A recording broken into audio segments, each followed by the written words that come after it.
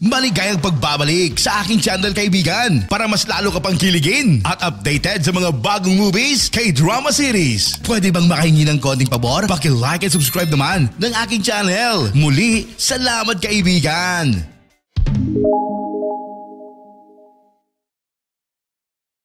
Nagsisimula ang pelikula sa isang batang lalaki na nagngangalang Ji-young na nasa korte. Dahil pinatay ang kanyang ina, ang taong may gawa nito ay isang lalaking nagngangalang Sang-soo. Ngayon ay may problema si Sang-soo sa batas, ngunit humingi ng paumanhin si Sang-soo at inamin na mayroon siyang problema sa pag-iisip. Kaya nagpa siya ang hukom na ipadala si Sang-soo sa bilangguan ng 3.5 taon.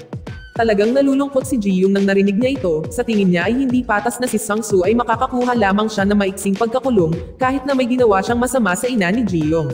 Nang si Sang-soo ay dinala sa kulungan, nakangiti lang siya kay Ji-young. Makalipas ang 12 years, si Sang-soo ay wala na sa kulungan at gumawa siya ng isang bagay na kakilakilabot sa pamamagitan ng pag-atake sa isang driver ng bus dahil sa isang maliit na issue. Pagkatapos nasaktan ng driver ng bus, napansin ni Sang-soo ang isang kakaibang lalaki na nakatingin sa kanya mula sa malayo. Naiinis talaga siya nang sinundan siya ng lalaking ito sa isang makipot na eskinita. Ang misteryosong lalaki ay nagpakilala bilang si Ji-young, ang anak ng ginang na pinatay si Sang-soo. Nang hindi nag-aksaya ng oras, si Ji-young ay nagiganti kay Sang-soo at nauwi sa pagtatapos ng kanyang buhay. Pagkatapos umuwi si Ji-young at tumingin sa isang lumang larawan niya at ng kanyang ina noong bata pa siya.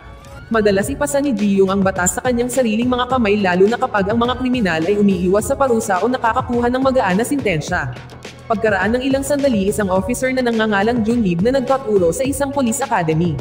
Dito rin pumapasok si Ji-young. Nagtanong si Ji-young kung bakit ang isang mabigat na kriminal ay makakakuha lamang ng maliit na kaparusahan.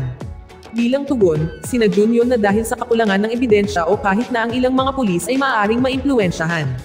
Pagkatapos ng kanilang mga klase ay pumunta si Ji-young sa gym ng pulisya upang magsanay sa judo. Alam ni Junlib na magaling si Ji-young at makaklutas na siya ng kaso. Sa tuwing weekend, ang mga mag-aaral ay makakauwi sa kanilang tahanan. Si Ji-young ay naghahanda na umuwi at nakipagkita sa kanyang mga kaibigan sina Seon-wook at Hwang Jun. Sobrang close silang tatlo dahil magkatabi sila sa isang kwarto sa dormitoryo ng mga pulis at lahat sila ay nagsasanay ng pulis ng magkasama. Nang makarating si Ji-young sa bahay, siya pala ay talagang kaibigan at matulungin na lalaki, lagi siyang nandyan para sa kanyang mga kapitbahay kapag kailangan nila ng tulong. Pagkatapos na magbigay ng tulong sa isa sa kanyang mga kapitbahay ay pumasok siya sa loob ng kanyang bahay habang nanonood ng balita sa TV sa balita. Pinag-uusapan nila ang dalawang lalaking ito na bumugbog sa isa pang lalaki ng gusto. Kaya hinanap ni Ji-young ang kinaroroonan ng dalawang lalaki. Sa pagkakataong ito ay tinatakot ang isang babae at ang kanyang anak na pilit silang pinapaalis sa kanilang tahanan. Ang dalawang bully na ito ay sinaktan na ang asawa ng babae. Masama talaga ang loob nila sa pamilyang ito, at umiihi pa sa kanilang bahay. Nang biglang sumulpat si Ji-young at nilabanan ang dalawang kalaban at pinatay silang dalawa. Pagka-uwi ni Ji-young, nabalitaan niya ang tungkol sa isang mayamang plastic surgeon na gumawa ng kakilakilabot na mga bagay. Ang surgeon na ito ay sangkot sa mga gawaing masama at paulit-ulit na sinasaktan ang kanyang mga pasyente. Habang palihim itong nire-record na nakakagulat na nakakuha lang siya ng 6 na buwang sentensya ng pagkakulong at hindi man lang nila kinuha ang kanyang lisensya sa medisina. Nang ang surgeon ay nag-iisip na bumalik sa kanyang gawain, biglang sumulpat si Ji-young at binigyan siya ng suntok, na binali ang kamay ng surgeon. Ngunit hindi umabot si Ji-young sa pagpatay sa lalaki, sa halip ay sinabihan niya ang surgeon na huminto kaagad sa kanyang pagsasanay. Nilinaw niya na kung hindi titigil ang surgeon ay hindi siya magdadalawang isip na tapusin siya. Kinabukasan, isang mamamahayag na may pulang buhok na si Mirio ay nakipagpulong sa kanyang amo na si Cho Ang-young. Tuwang-tuwa niyang sinabi sa kanya na mayroon siyang ilang kamanghamanghang balita sa TV. Nakakagulat na ito ay tungkol sa mga bagay na pinag-isipan ni Mirio. Ipinaliwanag doon na may isang misteryosong lalaki na nilalagay sa kanyang kamay ang batas. Nais Mirio na tawagan ang misteryosong lalaki na ito na vigilante, ngunit walang nakakaalam kung sino talaga ang vigilante na ito kahit na si Mirio mismo. Nang lumabas ang balita ni Mirio na nagdulot ng malaking kaguluhan sa buong South Korea, ay maraming tao ang nasa vigilant side, na iniisip niya na tama ang kanyang ginagawa pero hindi man lang nagustuhan ng mga pulis. Si Ji-young at nabalitaan din ito ng dalawa niyang barkada at kahit nag-training sila para maging pulis ay sinuportahan nila ang ginagawa ng vigilante. Kinabukasan, sa opisina ng mamamahayag kung saan nagtatrabaho si Mirio, nakita niya super excited ang buong team niya, dahil mataas talaga ang ratings ng kumpanya nila para sa pag-uulat sa vigilante. Nabanggit ni Mirio na tataas pa ang ratings nila dahil may posibilidad na may gagawin ang vigilante tuwing weekend. Samantalang si Ji-young ay nagbabantay sa mga kaso kung saan ang batas ay hindi patapos. May nadatnan siyang kaso na kinasasangkutan ng isang lalaki na nakapatay ng isang tao sa isang hit and run ngunit hindi pa naaresto. Ilang sandali ay may isang babae na sumisigaw sa nasabing lalaki dahil ang kanyang mga aksyon ay naging sanhi ng pagkamatay ng kanyang asawa sa hit and run. Pero paulit-ulit na nagsorry ang lalaki at nangakong hindi na iinom at magdadrive ulit. Nakakagulat na nandoon na si Ji yung handang turuan ng leksyon ang lalaki. Gayunpaman nang marinig niya na ang lalaki ay totoong nagsorry at humingi ng tawad ay nagpa siya si Ji yung na huwag siyang parusahan. Samantala si Mirio at si Changyun ay nagkakamot ng ulo dahil walang balitang maiuulat dahil ang vigilante ay walang ginawa noong weekend. Matapos makipag-usap kay Changyun sa wakas ay nagkaroon ng ideya na maaari nilang subukan at pagdebatehan ang vigilante sa pamamagitan ng muling pagbisita sa isang kaso mula 2015. Noong 2015 may isang lalaki na nakagawa ng isang kakilakilabot na krimen, ngunit dahil mahina ang batas na natili siyang isang malayang tao hanggang ngayon. Si Mirio ay naniniwala na kung ibabalik nila ang kasong ito sa spotlight ay malamang natatargetin ito ng vigilante. Kaya sinabi ni Mirio sa TV presenter na ibalik ang balita tungkol sa kaso noong 2015 kahit na ipinakita ang larawan ng salarin na si Dae Hyung kasama ang kanyang address. Sa kabilang panig ay binabantayan din ni Ji Young ang balitang ito. Kinabukasan ng balitang ginawa ni Mirio ay kumalat at ilang residente nagsimulang magprotesta sa harap ng bahay ni Dae Hyung. Galit na galit sila dahil hindi nakatanggap ng patas na parusa si Dae Hyung. Sa kabilang banda, ang mga kapitbahay ni Dae Hyung ay nagpakita sa bintana at sinigawan ang mga nagprotesta dahil sa pang-istorbo sa kanila. Habang si Dae Hyung kumakain ng pagkain habang nanonood ng TV, isang maulan na gabi na may tahimik na kapaligiran sa paligid niya, si Dae Hyung ay nagsagawa ng isang lihim na plano upang makalayo gamit ang isang pickup truck. Tinahak niya ang daan patungo sa isang pantalan. Ang hindi niya inaasahan ay patuloy siyang sinusundan ni Mirio na nakasunod sa likod. Gayunpaman pagdating nila sa dock area ay nawala sa paningin ni Mirio si Dae Hyung. Ang problema ay may mga pickup truck doon at nahihirapan siya na mahanap kung aling truck ang ginamit ni Dae Hyung. Sa sumunod na araw na tumataas ang pampublikong presyon, sa wakas ay pinilit ang pulis na bisitahin ang bahay ni Dae Hyung, ngunit sa kanilang pagkadismaya ay wala si Dae Hyung. Sa lalong madaling panahon ng ilang mga opisyal ay nakatanggap ng tip na nagmumungkahi na si Dae Hyung ay nasa isang pantalan na nagpaplano ng kanyang pagtakas. Ang mga pulis ay nagmadali pumunta sa pantalan na nagtalaga ng 2 opisyal upang panatilihin bantayan ang bahay ng biktima. Samantala sa pantalan ay siniyasat ng mga pulis ang bawat barko sa lugar sa paghahanap kay Dae Hyung. Si Mirio at Changyun ay naka-standby na handang magulat ng balita. At tiyaking nakuha ng kanilang media outlet ang unang scoop sa paghuli kay Dae Hyung. Ngunit ng gabing iyon sa kabila ng kanilang pagsisikap ay hindi pa rin mahanap ng mga pulis si Dae Hyung dahil sa dami ng mga barko sa pantalan. Habang isa sa mga pulis na nagbabantay sa bahay ng biktima ay tinawagan para tumulong sa paghahanap sa pantalan na nag-iiwan sa ibang opisyal na naka-duty sa kinaroroonan ng biktima. Hindi nagtagal ay dumating si Dae Hyung sa bahay ng biktima na naka-helmet at nagpapanggap na isang courier. Ngunit ang matalas na pulis ay naghinala kaagad at nagkaroon ng confrontation sa pagitan nila ni Dae Hyung. Ang nakakagulat si Dae Hyung ay nagsaboy ng nakakapasong likido sa mukha ng pulis. Kaya nawalan siya ng kakayahan, sabay lumabas sa pinangyarihan ng batang babae na naging biktima at mabilis na kinaladkad siya ni Dae Hyung. Habang pababa sila ng hagdan galit na galit si Dae Hyung sa babae. Sa pag-aakalang nakatawag siya ng atensyon sa kaso nito. Nang sasaktan na sana ni Dae Hyung ang babae dumating si Ji Young nang hindi nag-atubiling pinatombo si Dae Hyung. Matapos itong masaktan ng gusto inutusan si Dae Hyung na magsulat ng isang bagay sa dingding bago niya ito tapusin. Makalipas ang ilang sandali ay dumating na ang mga pulis at pumasok si Mirio sa eksenang nagkunwaring nakatira sa apartment. Habang umaakyat sa hagdanan hindi napigilan ni Mirio na mapangiti dahil nakuha na nila ang vigilante. Nang makita niya ang mensaheng isinulat ni Dae Hyung sa pader gamit ang kanyang sariling dugo. Ang mensahe ay nilinaw na ang vigilante ay gaganap bilang hukom para sa mga masasama at sa hindi makatarungan. Sa kabilang banda ay nagbago si Ji Young ng kanyang kasuotan at casual na naglalakad sa lungsod. Ginawa niya ang pangako na ipagpatuloy ang kanyang tungkulin bilang vigilante, dahil naniniwala siyang hindi lubos na mapagkakatiwalaan ang legal system ng South Korea at nakita niya ang kanyang sarili na pinupunan ng mga kakulangan sa sistemang iyon. Kasabay ng pagkamatay ni Dae Hyung sa kamay ng vigilante ay muling nagdulot ng kaguluhan sa South Korea.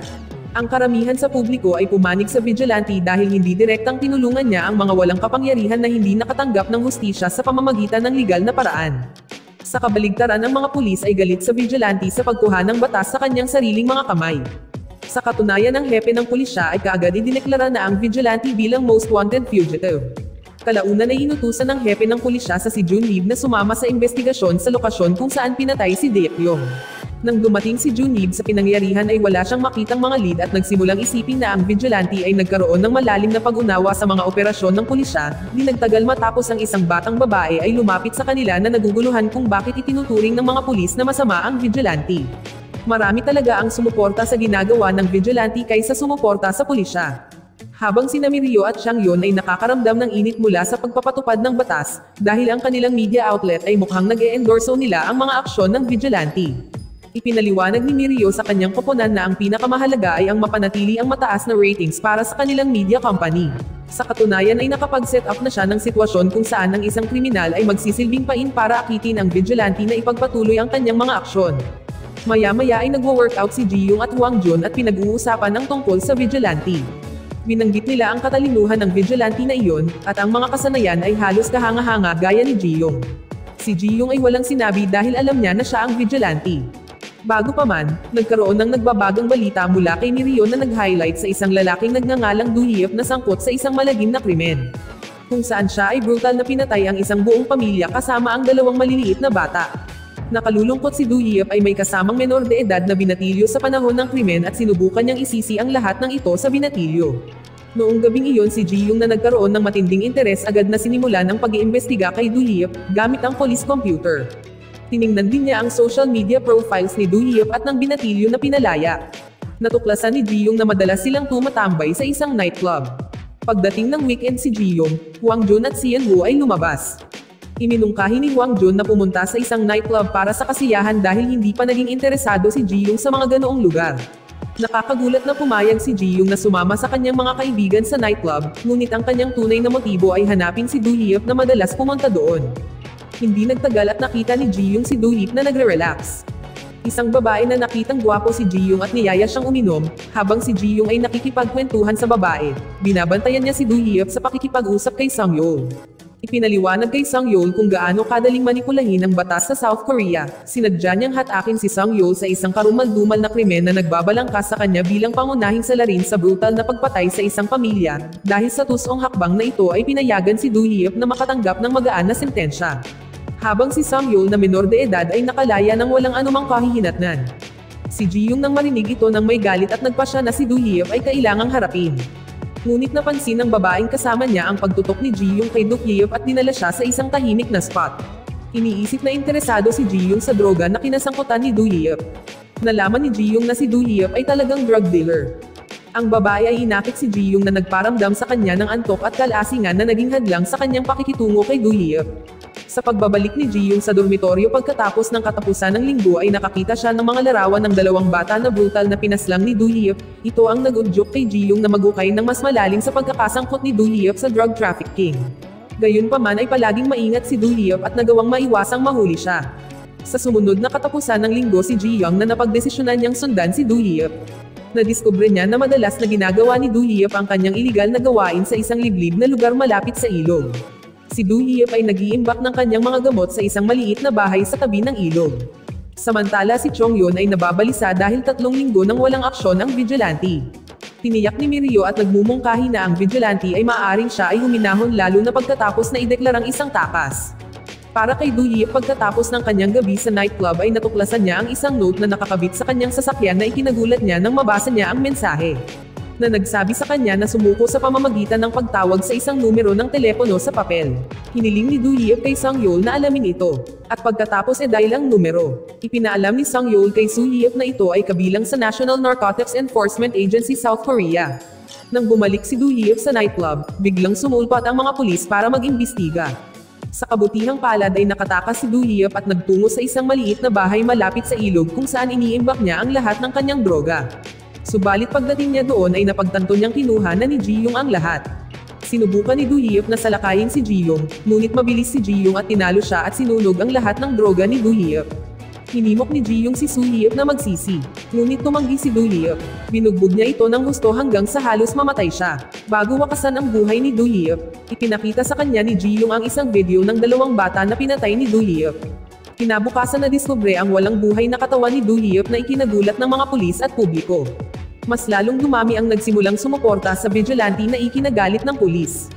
Ang hepe ng pulisya ay nagpahayag na hindi dapat suportahan ng publiko ang vigilante na tinawag siyang kriminal na kanilang tinutubis. Humingi din ng tulong sa Central Police habang maraming TV stations ang nag-o-host ng mga talakayan tungkol sa vigilante. Ang ilan ay pamuna sa kanya dahil sa karapatang pantao, ngunit ang iba ay sumuporta sa kanya, na nagsasabing resulta siya ng kabiguan ng pagpapatupad ng batas at justice.